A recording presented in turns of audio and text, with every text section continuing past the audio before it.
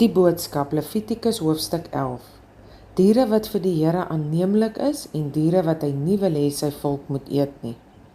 Die Here het vir Moses en Aaron gesê om vir die Israeliete soos volg te sê: Van al die diere wat op land loop, mag julle net die eet wat duidelik gesplete hoewe het en wat hulle kos herkou.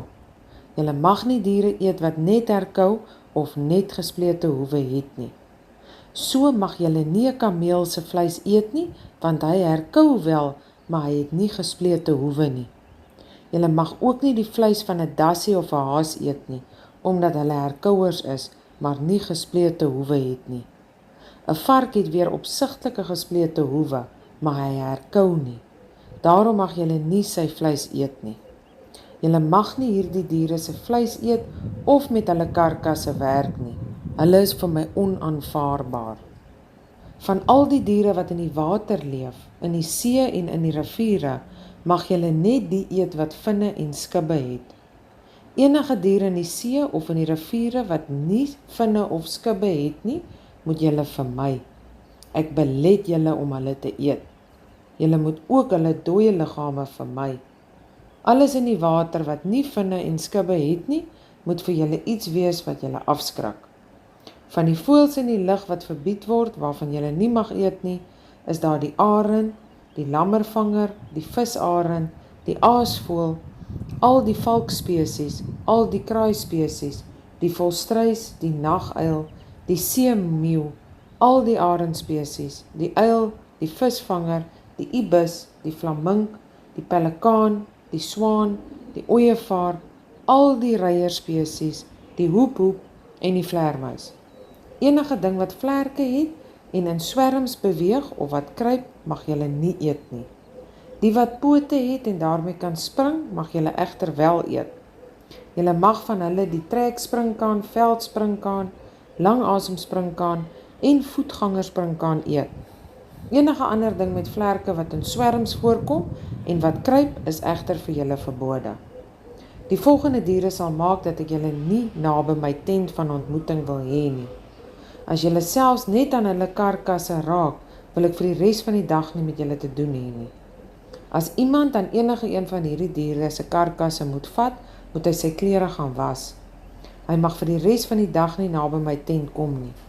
Die diere in hierdie groep is enige dier wat nie duidelik gesplete hoewe het nie en wat nie herkou nie. Julle mag hulle nie eet nie. Niemand wat aan hulle vat, moet naby my kom nie. Julle moet wegbly van alle viervoetige wilde diere wat nie kloue het nie. Enige iemand wat aan een van hulle karkasse raak, moet vir die res van die dag van my tent af wegbly.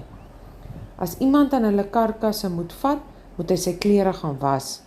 Hy moet ook vir die res van die dag wegbly van my af. Hierdie soort diere moet julle heeltemal vermy. Van die diere wat op die grond rondkruip, is die volgende vir julle verbode: die mol, die muis en die akedus soorte, die geitjie, die sandakedus, boomakedus, gewone akedus en die verkleermannetjie. Nie een van hulle is reg nie. Iemand wat aan hulle raak as hulle dood is, moet van my tent af wegbly tot die aand toe. Enige iets waarop een van hulle beland wanneer dit doodgaan, kan nie verder gebruik word nie. Of dit nou iets is van hout, linne, leer of sakmateriaal. As die voorwerp van die een van hierdie dinge gemaak is, moet dit met water afgewas word. Dit sal vir die res van die dag onbruikbaar wees, maar op die volgende dag weer reg om te gebruik. As een van hierdie diere in 'n kleipot beland, word alles wat binne in die pot was onbruikbaar. Die pot self moet gebreek word, want enige kos waarby water uit daardie pot kom, sal onbruikbaar wees, en enige drinkgoed wat in daardie pot beland, sal bederf wees. Enigiets anders waarin dooie diere uit hierdie groep beland, sal onbruikbaar word. As dit 'n kleioond of 'n kookplek is, moet dit afgebreek word. Dit het besoedel geraak en kan nie langer gebruik word nie. As 'n diertjie in 'n fontein of waterbak beland, bly die houer bruikbaar, maar die persoon wat dit daar uithaal, word besoedel. As een van hierdie diertjies in saad beland wat gesaai moet word, bly die saad bruikbaar. As dit egter in saad beland wat reeds nat gegooi is om gesaai te word, is daardie saad nie langer vir julle bruikbaar nie. As iemand aan die karkas raak van een van die diere wat julle wel mag eet, mag daardie persoon vir die res van die dag nie naby my tent kom nie. Iemand wat van die dooie dier se vleis eet, moet sy klere gaan was. Hy mag ook nie vir die res van die dag by my tent kom nie. Iemand wat die karkas van 'n dier wegvat, moet ook sy klere gaan was en tot aan die einde van die dag van my tent wegbly. Alle diere wat op die grond rondkruip is vir my afstootlik en julle mag nie hulle eet nie.